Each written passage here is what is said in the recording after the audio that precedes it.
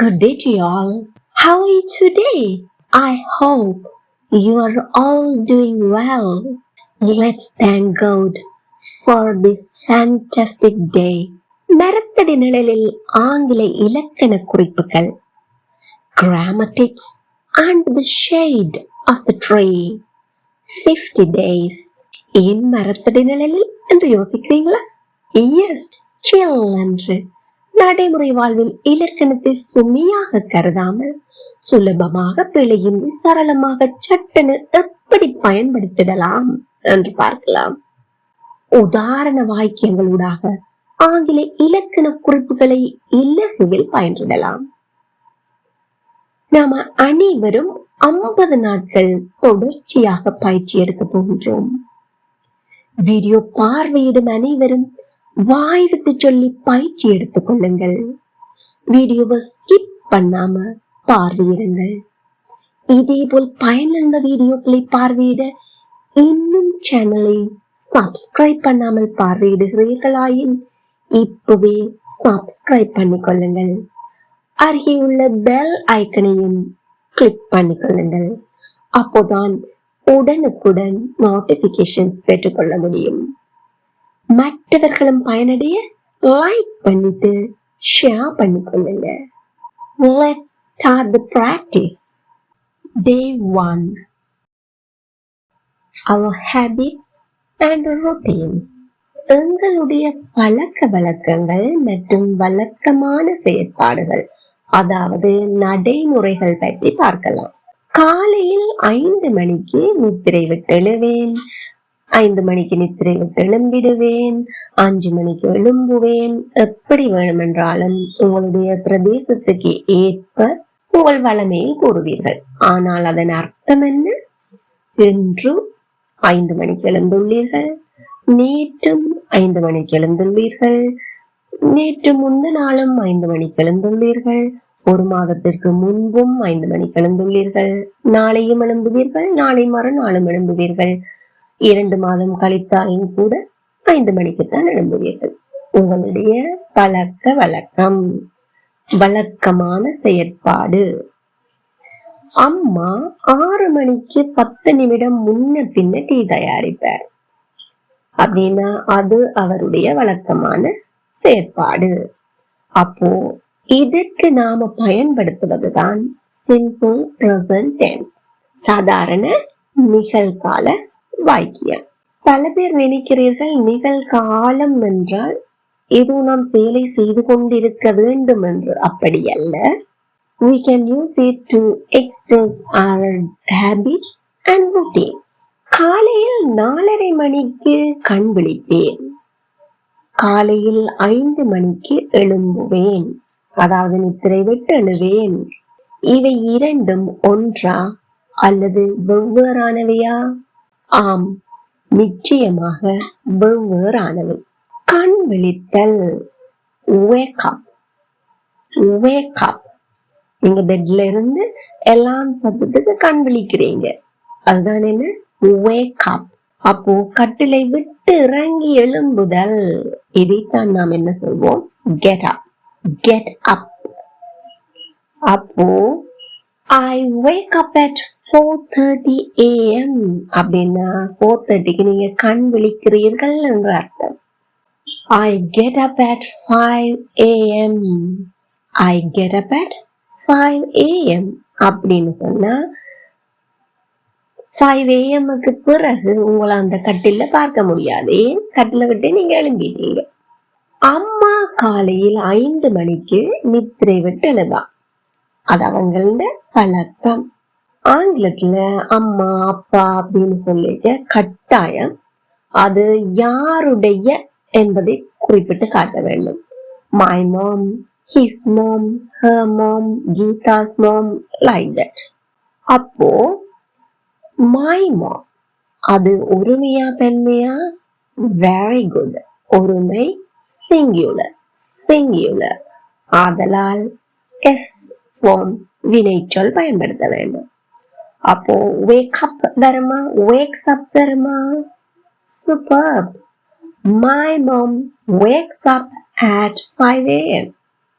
My mom wakes up at 5 a.m. அப்போ 5 மணிக்கு கண் விழிக்கிறான்னு சொல்லிட்டார். அப்போ அவர் கட்டில்ல இருப்பாரா, எழும்பி விடுவாரா? கட்டிலில் தான் இருப்பார். நித்திரை விட்டு எழுகிறார், ஆனால் கட்டிலை விட்டு இறங்கவில்லை. அம்மா 6 மணிக்கு 10 நிமிடம் முன்ன பின்ன டீ போடுவா. ஷாப்பா 6 மணிக்கு செய்யலாதானே, அப்ப 10 நிமிடம் முன்ன பின்ன டீ போடுவா. இது நாங்க எப்படி ஆங்கிலத்துல சொல்லலாம்? Again, my mom singular makes tea. Tea போடுறது எப்படி சொல்லுவோம்? make tea. My mom singular, அதனால makes tea. எத்தனை மணிக்கு? at 6 a.m. ஆனால் முன்ன பின்ன 10 நிமிஷம் இருக்கு. அப்ப அதை நாம ஆங்கிலத்துல எப்படி சொல்வோம்? We have to use the phrasal verb give or take. Give or take. Give or take 10 minutes. பேச்சு வழக்கில நாங்க மினிட்ஸ் சொல்லணும் என்ற தேவையில்லை. மறுமுறை சொல்லி பார்ப்போம். My mom makes tea at 6 a.m. Give or take 10. My mom makes tea at 6 a.m. Give or take 10. நேரத்தை பத்தி கதைக்கிறபடியா எல்லாருக்கும் விளங்கும். 10ன்றது மினிட்ஸ் தான் குறிக்கிறாங்க. நான் பஸ் ஸ்டாண்டுக்கு நடந்து செல்வேன். தமிழ்ல சொல்லிக்க நடந்து செல்வேன். அப்ப செல்றதுன்னு சொன்னா கோ, நடக்கிறது கோ. அப்ப ரெண்டையும் பயன்படுத்தணுமா அப்படின்னு நினைக்காதீங்க. வாக் என்று சொன்னாலே நடந்து செல்வதை தான் குறிக்கும். அப்போ இங்க நாம பயன்படுத்த போகின்ற வினைச்சொல் என்ன? Walk. Is this something I do every day? நான் ஒவ்வொரு நாளும் செய்யற செயல்பாடு? Yes. Is it a routine or a habit? இது ஒரு வழக்கமான நடைமுறை செயல்பாடு அல்லது என்னுடைய பழக்க வழக்கமா? ஆம். அப்படி என்றால் நாம் பயன்படுத்த வேண்டிய டென்ஸ் என்ன? Very good. Simple present tense. I walk to the bus stand. I walk to the bus stand. Again, I walk to the bus stand. இப்போ நான் ரயில்வே ஸ்டேஷனுக்கு நடந்து செல்வேன். இது ஆங்கிலத்துல எப்படி சொல்லலாம்? இப்பவே கமெண்ட்ல சொல்லுங்க. Very good. அவன் காலையில் 8 மணிக்கு பஸ்ஸை பிடிப்பான். Is this something he does every day? Yes. Is it a routine or a habit? Yes. அப்படின்னா அவன் he பிடிக்கிறது catch. கேட்ச் பயன்படுத்தலுமா? he என்பது ஒருமை சிங்குலர், அதனால well done. Catches. He catches the bus at 8 a.m. He catches the bus at 8 a.m. அவர்கள் பஸ்ஸை விட்டிறங்கி ஆபீஸுக்கு நடந்து போவர். அவர்கள் they ஒருமையா தன்மையா? தன்மை. அப்போ எஸ் வடிவ வினைச்சொல்லை பற்றி நீங்கள் நினைக்க தேவையில்லை. பஸ்ஸை விட்டு இறங்குதல். get off the bus. get off the bus. இறங்கி என்னென்ன ஆபீஸுக்கு போறாங்க? நடந்து போறாங்க. and walk to the office. Again, they got off the bus and walk to the office. Again, they get off the bus and walk to the office. நாம் வழக்கமாக நடைப்பயிற்சிக்கு மாலையில் செல்வோம். இங்கு வழக்கமாக என்ற சொல்லை பார்த்த உடனே உங்களுக்கு புரிந்துவிடும். சிம்பிள் பிரசன்ட் டென்ஸ் தான் பயன்படுத்த போன்றோம். we நாங்கள் வழக்கமாக usually செல்வோம். very good. we usually go எதற்காக? நடைப்பயிற்சிக்காக. for a walk in the evening. we usually go for a walk in the evening.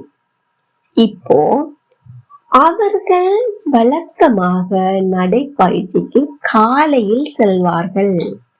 இது எப்படி ஆங்கிலத்தில் சொல்ல? இப்பவே கமெண்ட் பண்ணுங்க.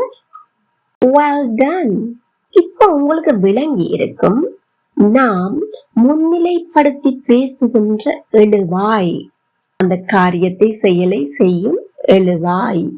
ஒருமை சிங்குலர் ஆயின் வினை எஸ் ஃபார்மில் இருக்கும். எப்படிப்பட்ட ஒருமை எழுவாய்? படர்க்கையாக இருக்கும். அதாவது third person singular. Third person singular.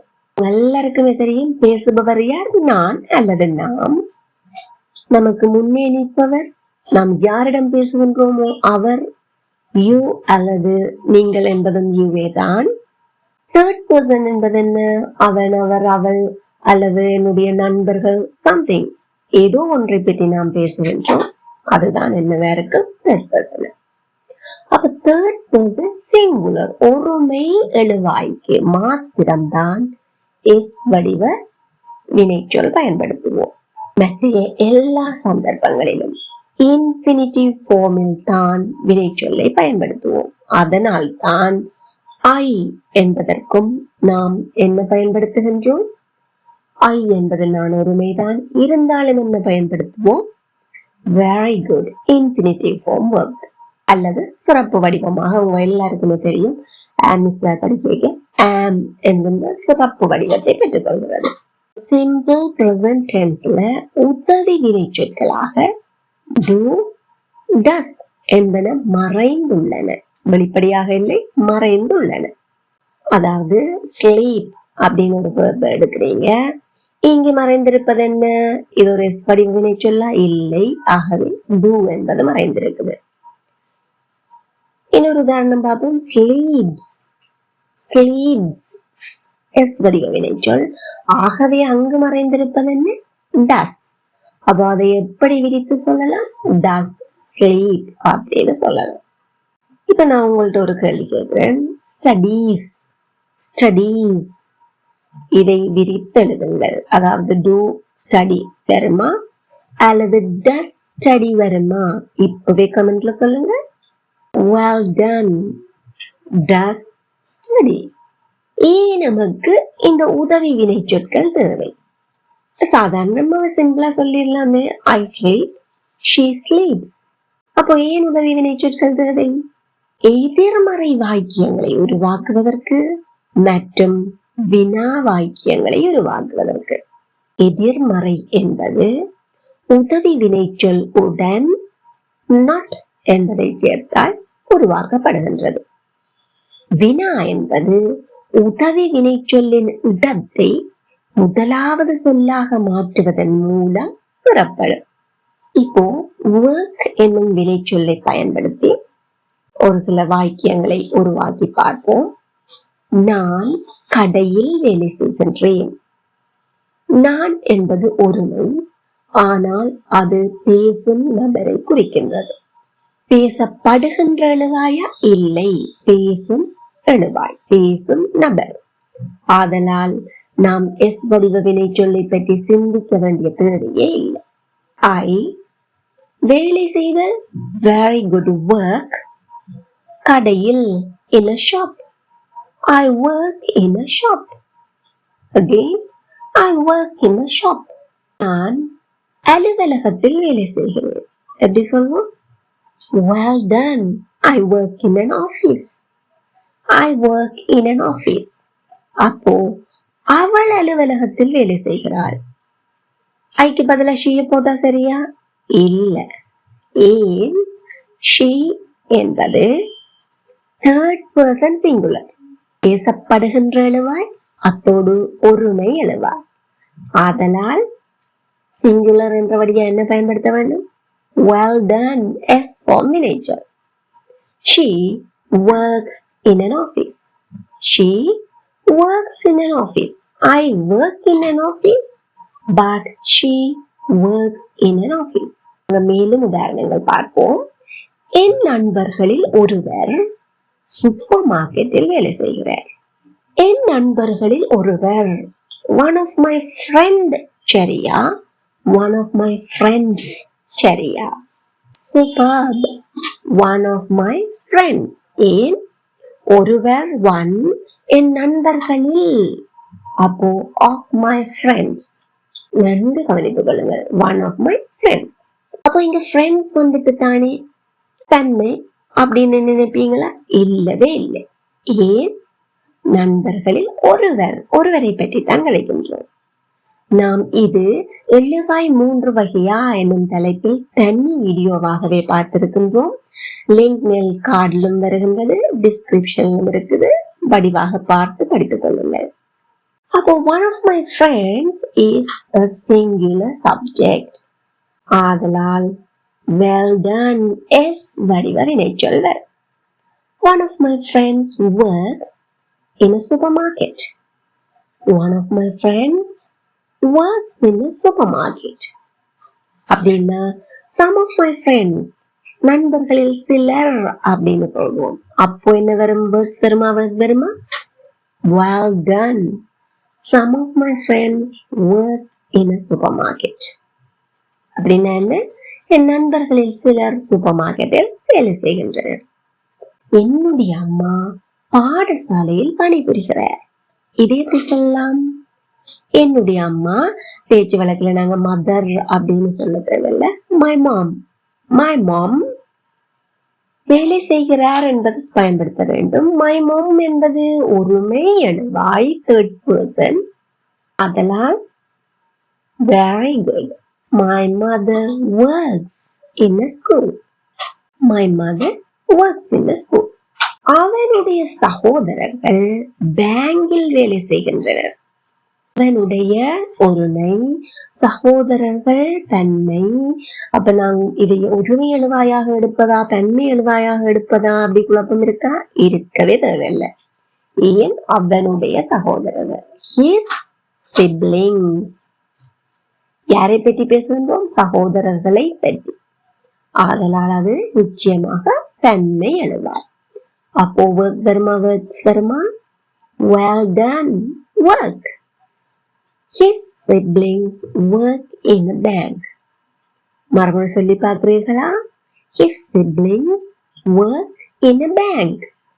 Again, his siblings work in a bank.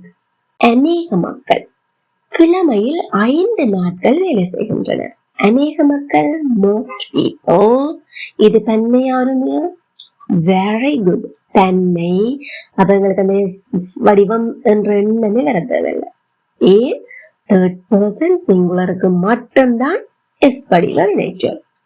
most people work எத்தனை நாட்கள்? 5 days a week. most people work 5 days a week. நீ அவளுக்கு செல்லம் கொடுக்கிறாய். செல்லம் கொடுக்கறத நாங்க எப்படி சொல்வோம் ஆங்கிலத்துல? pamper. முதல்ல இந்த சொல் பார்த்திருக்கின்றோம். இது இங்கிலீஷ் சீரீஸ்ல. செல்லம் கொடுத்தல் என்ன? pamper. நீ என்பது ஒருமையாக இருந்தாலும் அது தேர்ட் பர்சன் சிங்குலர் இல்லை. நமக்கு முன்னால் நிற்கும் நபர் செகண்ட் பர்சன்.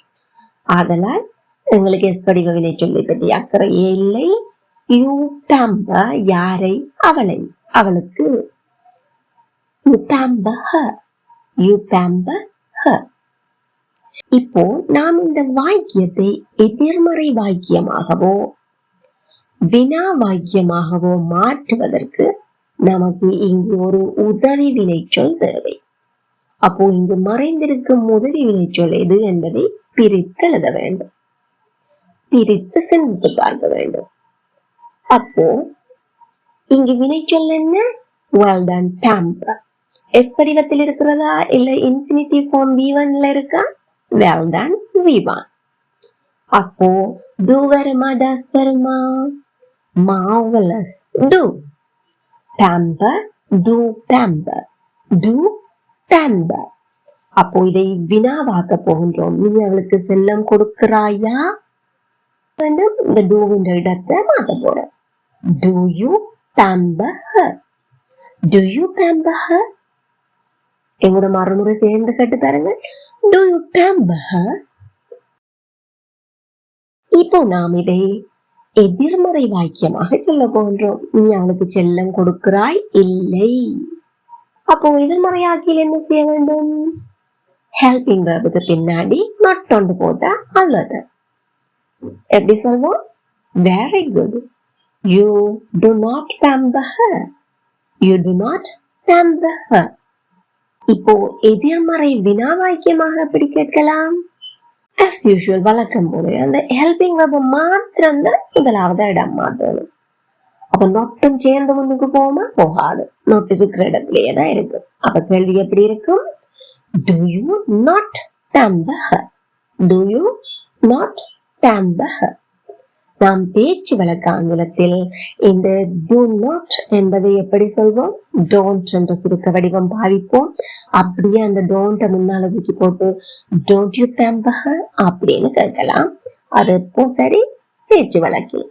ஆனால் இலக்கண முறைப்படி நீங்கள் எங்கேயாவது எழுத வேண்டுமானால் எப்படி இருக்கும்னா do you not pamper her?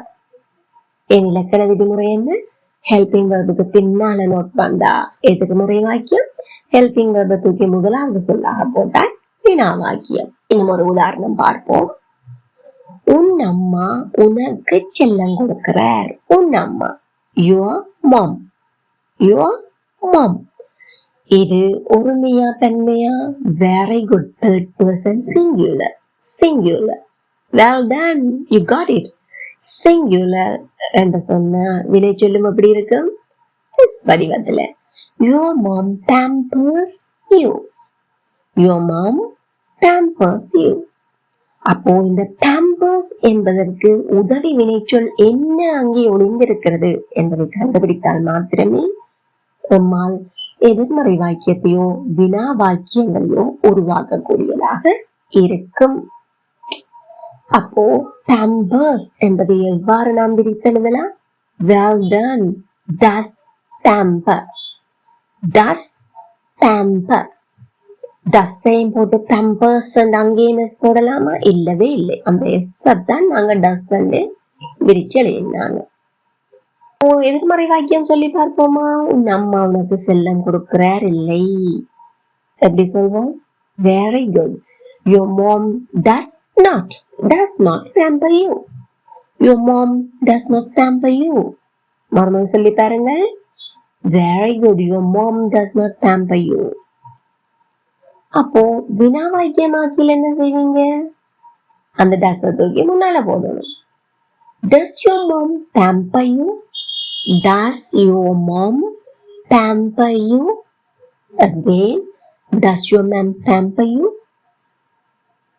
அப்போ எதிர்மறை வினா வாக்கியமாக எப்படி கேட்கலாம்? Does your mom not pamper you? Does your mom not pamper you? இதுவும் ஏற்கனவே பார்த்தது போலத்தான் பேச்சு வழக்கில் doesn't your mom pamper you அப்படின்னு கேட்கலாம். இப்போ நாம் நமது routine work அல்லது habits இவற்றை simple present tense பயன்படுத்தி எப்படி விளக்கி சொல்லலாம் என்பதையும் அவற்றை எவ்வாறு எதிர்மறை வாக்கியங்களாகவோ வினா வாக்கியங்களாகவோ உருவாக்கலாம் என்றும் பார்ப்போம். இங்கு இவற்றை WH question ஆக மாற்ற வேண்டுமாயின் நீங்க ஒன்னும் கஷ்டப்படவே தேவையில்லை. இந்த do, does இவற்றுக்கு முன்னா WH question words ஆட் பண்ணினீங்கன்னா அப்படியே அவை WH வினா வாக்கியங்களாக மாறிவிடும். This is the time for you. அவர்கள் துரித உணவுகள் சாப்பிடுகிறார்கள் இல்லை. A blank fast food. நாம் இரவு 11 மணிக்கு படுக்கைக்கு செல்கிறோம். We blank to bed at 11 p.m. அவன் காலை 6 மணிக்கு எழும்புவதில்லையா? Blank he blank up at 6 a.m. என் நண்பி ஒவ்வொரு நாளும் ஆங்கிலம் படிக்கிறாளா? Blank my friend blank English every day. Last not least, அநேகமானோர் நகரிலா வேலை செய்கின்றனர். அதாவது நகரத்திலா. Blank most people blank in town. Now this is the time for you to comment your answers. விடைகளை குறிப்பிடும் போது வினா இலக்கத்துடன் முழு வாக்கியமாக போடுங்க. அப்போதுதான் எனக்கு சரிவிலை பார்ப்பதற்கு இலகுவாக இருக்கும். Practice makes you perfect. இந்த வீடியோ உங்களுக்கு பயனுள்ளதாக இருந்திருப்பேன். இப்போது ஒரு லைக் பண்ணிட்டு ஷேர் பண்ணிக்கொள்ளுங்க. அதே போல் மேலும் வீடியோக்களை பார்வையிட சேனலை subscribe பண்ணிக்கொள்ளுங்கள். Thank you for watching.